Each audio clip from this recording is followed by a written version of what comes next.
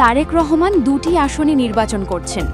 ঢাকা ১৭ ছেড়ে ভোলায় আসছেন বাংলাদেশ জাতীয় পার্টির বিজেপির চেয়ারম্যান আন্দালিব রহমান পার্থ।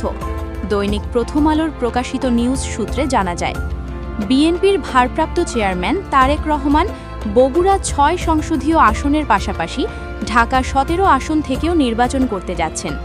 এই আসন ছেড়ে ভোলা থেকে নির্বাচন করতে যাচ্ছেন বাংলাদেশ জাতীয় পার্টির বিজেপির চেয়ারম্যান আন্দালিব রহমান পার্থ।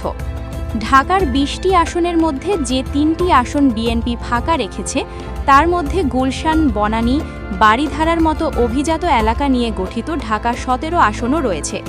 এই আসনে বিএনপির জোট সঙ্গী হিসেবে বিজেপি চেয়ারম্যান আন্দালিব রহমানের নির্বাচন করার কথা শোনা যাচ্ছিল।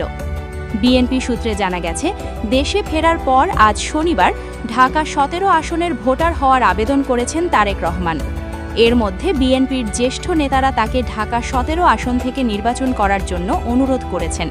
বিষয়টি জানার পর তারেক রহমানকে সম্মান জানিয়ে ভোলা ১ আসন থেকে নির্বাচন করার সিদ্ধান্ত নিয়েছেন আন্দালিব রহমান। বিএনপির পক্ষ থেকে আন্দালিব রহমানকে বিএনপিতে যোগ দিয়ে ধানের শীষ প্রতীকে নির্বাচন করার প্রস্তাব দেওয়া হয়েছে বলে দলীয় সূত্র জানিয়েছে। সূত্রটি বলছে, আন্দালিব রহমান এই প্রস্তাবে রাজি হননি। তিনি নিজ দলের প্রতীকে ভোলা ১ আসন থেকে নির্বাচন করার কথা বলেছেন। এই আসনে ভোলা ১ আসনে ইতিমধ্যে মনোনয়নপত্র জমা দিয়েছেন তিনি। এর আগে এই আসনে বিএনপি গোলাম নবী আলমগীরকে প্রাথমিকভাবে প্রার্থী হিসেবে ঘোষণা করেছিল।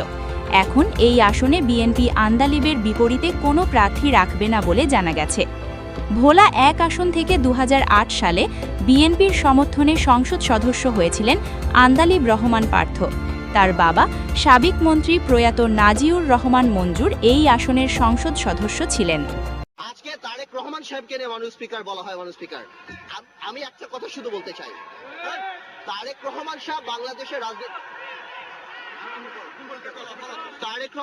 বাংলাদেশের রাজনীতি করবে মাননীয় স্পিকার, এটাই খুব একটা স্বাভাবিক ব্যাপার মাননীয় স্পিকার। বাট আমার কথা হলো, তারেক রহমান সাহেব তো ৪ বছর কোনো কথা বলেননি। এই একটা কথা বলেছে, এত গাত্রদাহ হয়ে যাচ্ছে আওয়ামী লীগের।